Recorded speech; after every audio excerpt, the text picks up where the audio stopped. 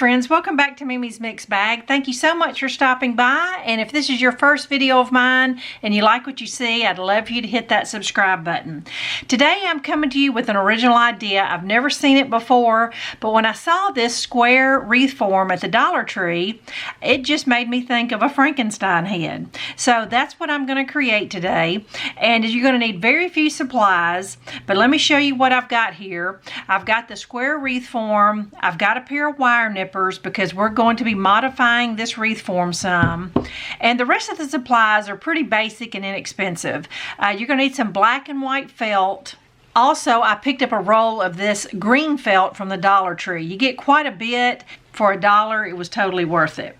Now for his hair, there's a variety of things you could do. You could rip up black fabric, black felt, whatever you can come up with, black mesh to create his hair. I just happen to have a roll of this black tulle that I'm going to cut into little strips and tie around. Just dig through your stash, see what you got. We all know that Frankenstein's head is bolted on, and so I've really been working the last day or so trying to figure out what would be the easiest thing for me to do. So I've come up with just a piece of scrap wood. Now the end pieces could just be whatever you can come up with. You could use a piece of round chipboard. You could hot glue a wooden cube to it, a wine cork.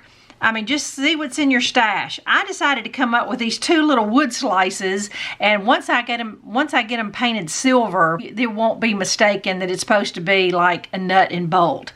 And I think it'll look fine. All right, I moved the wreath form over here to the white cardboard so you can clearly see the 5 snips on each side of the wreath form that I cut. All right, so I cut here and here and here and these 2 pieces right here, and when I pull this away it kind of looks like a backwards L, and then I did the exact same thing on this side. So you might want to screenshot that so you can see exactly what was cut away. But what that does is that creates kind of the hair, the square face, and then the neck. And I actually just flattened out this piece right here that's going to be his neck. And they do sell these little floral nippers at the Dollar Tree. These are a little stronger than that, but you can get those at the Dollar Tree if you don't have any. All right, now the square part of the face is approximately 10 by 10.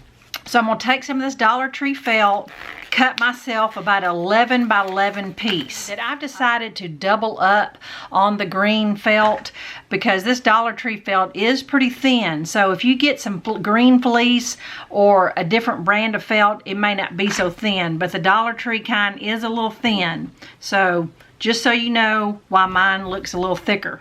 So I've got my little slits made to where it'll make it easier for me to wrap the felt around the square face. Now what you do here on the corners is your choice. You can do it a variety of ways. You can fold it down to a point and then do one side and the other side, or you can just do one side completely and then the other side. Whatever way you can find to make it as neat wrapped corner as you can. But I am going to do the fold down to a point method.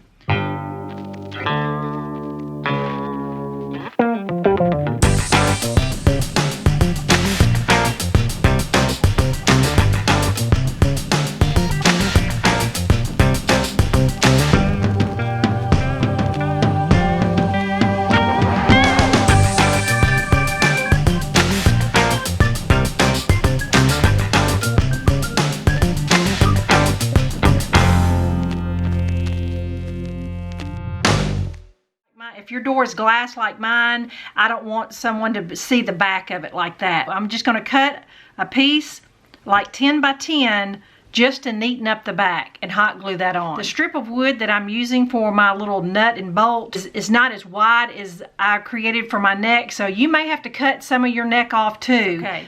All right, now I'm ready to work on the hair. I'm going to tie it everywhere I can, as many little knots of this tulle as I can on this hair area. So I'm going to cover up everywhere that you see wire, and that will give me his fuzzy black hair.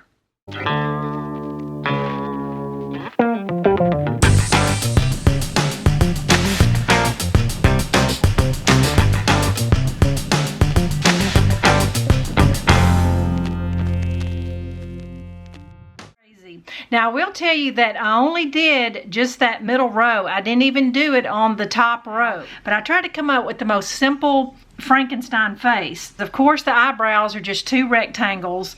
The eyes, it was just a big white oval, and I cut in half. Eyeballs are just 2 black ovals. I decided to make his nose just out of another green piece of felt. The mouth, I just folded the piece in half and cut it out so that my mouth would be a little more symmetrical. It doesn't have to be. The more irregular and kooky it looks, that's totally fine. That's the good thing about Frankenstein, that he's definitely imperfect. So I'm going to glue all of these face pieces down, hot glue my little screw and bolt thing to his neck, and then I'll hang it up and show you what it looks like. All right, friends, we're here at my back door. I think it turned out really cute. Just got a couple notes for you. I highly recommend using the black tulle for his hair. It just really stands up and just works perfect. I don't think felt or fabric would be so full and bushy. And I did give him a little bit of a haircut just to kind of box it up some and make it look more Frankensteinish. But I just played around with the felt and came up with some facial features that I thought would be cute. You could hand paint this or look for other monster face embellishments would work. And I ended up changing out the little piece of wood at the bottom because it just needed to be a little longer. I just used a paint stir stick and needed a little bow or something at the bottom. So I hope you'll have fun with this and create your own one-of-a-kind Frankenstein head. Thanks so much for watching, and I'll be back on Friday. It's Goodwill Challenge time. Bye-bye.